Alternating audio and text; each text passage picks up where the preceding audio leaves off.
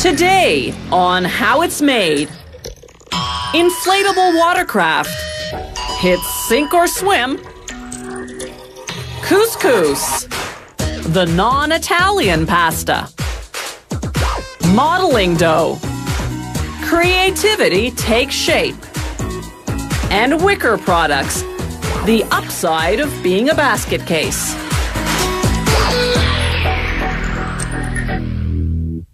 Today's inflatable watercraft range from rafts and dinghies to canoes and kayaks.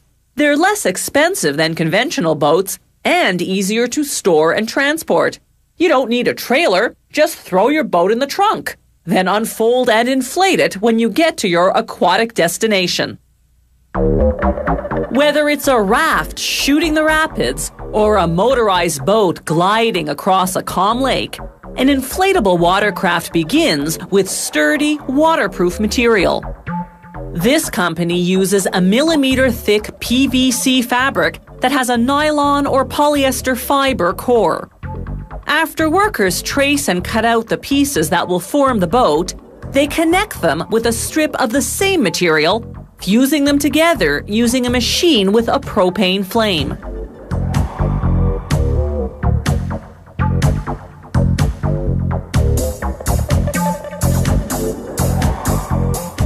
The intense heat melts the surface of the PVC until the pieces bond.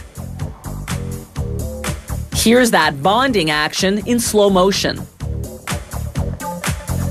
Next, they fuse a strip of pure PVC to the underside of the joint. This ensures that air won't leak out of the boat where the pieces connect. Inflating the boat will pull on the material surrounding the air valve, so they reinforce that area with a round piece of PVC called a doubler. This high-frequency welding machine applies 127 kilograms of pressure and heat-generating FM waves to fuse the doubler in place. Then they cut a hole in the middle of the doubler for the air valve.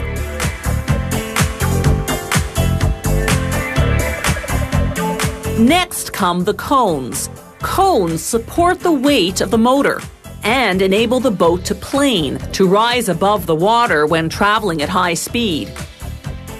Using the propane flame machine, workers seal together the ends of the boat, then insert the inside cone piece just before they close her up completely. They finish off the seal using the high-frequency welding machine, then pull the cone piece through.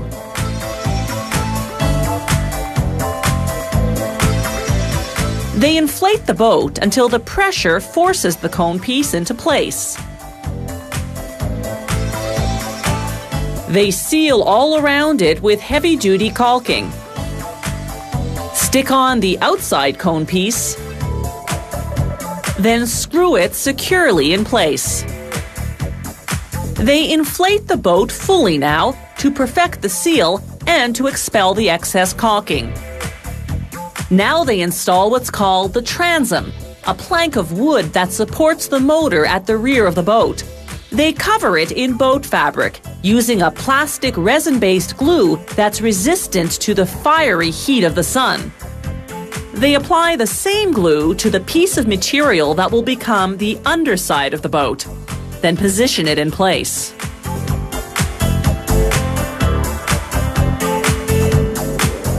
After gluing on a bumper made of hard PVC, they coat the boat's underside in a liquid plastic resin. This protects the bottom when the boat runs aground over rocks and sand. They test inflate the keel, a stabilizer that runs the length of the boat.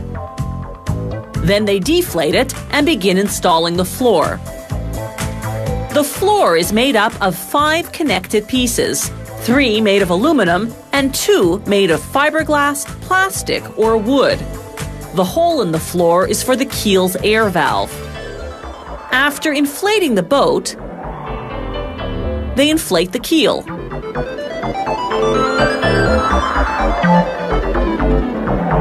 Now they can take measurements to determine where to position the oars. First, they glue on the oar locks, the pieces that hold the oars in place.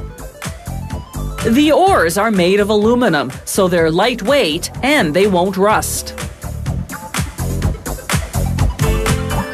The motor is 6 horsepower to 50 horsepower, depending on the size of the boat.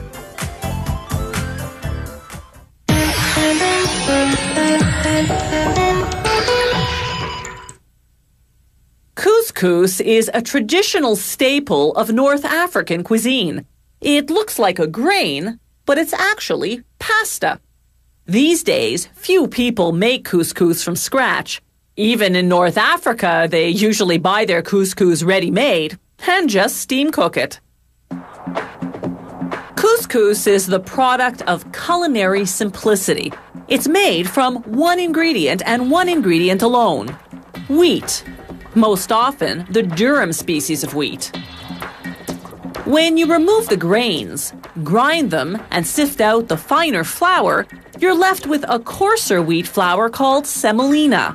That's the flour from which they make couscous. The first step is known as hydration.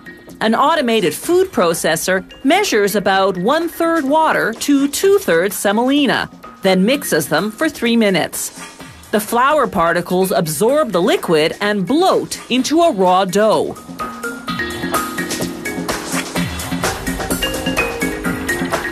The dough particles then go into a rotating drum, where they spin for 7 minutes.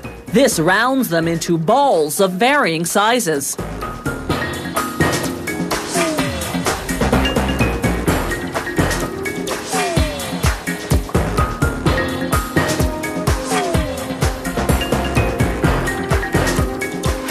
A screen inside the drum sifts out the big clumps.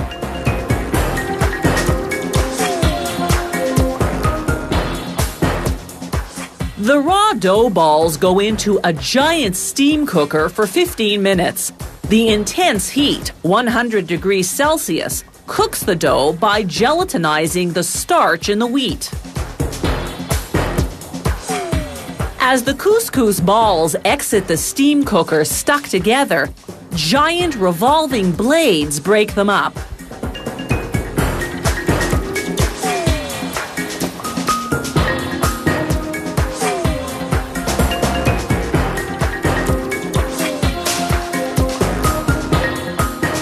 The soggy couscous now enters a rotating dryer where it spins for 18 minutes. This removes 22% of the water. The remaining moisture is necessary to prevent the couscous from drying out in the package.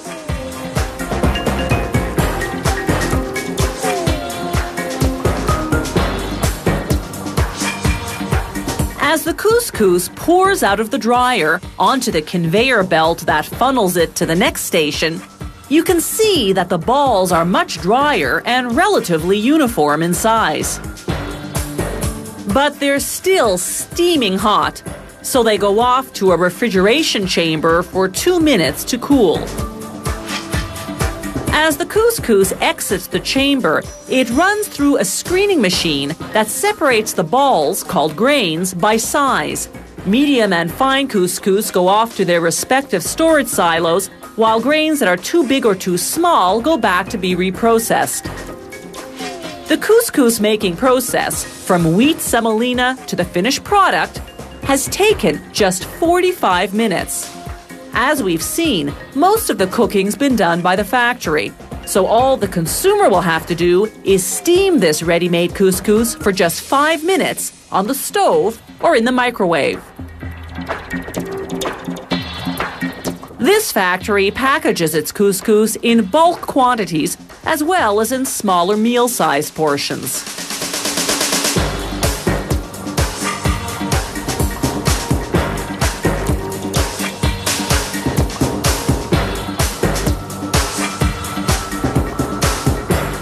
Today, ready-made couscous comes in many different flavors.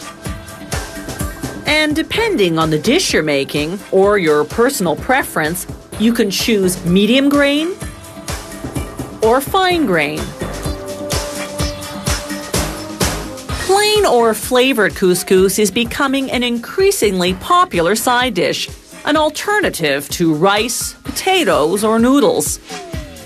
You can even buy main course couscous kits that come with a can of vegetables and a packet of sauce.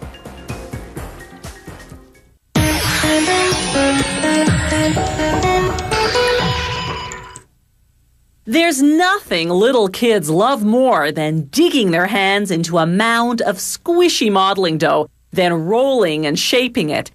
It's a hands-on experience.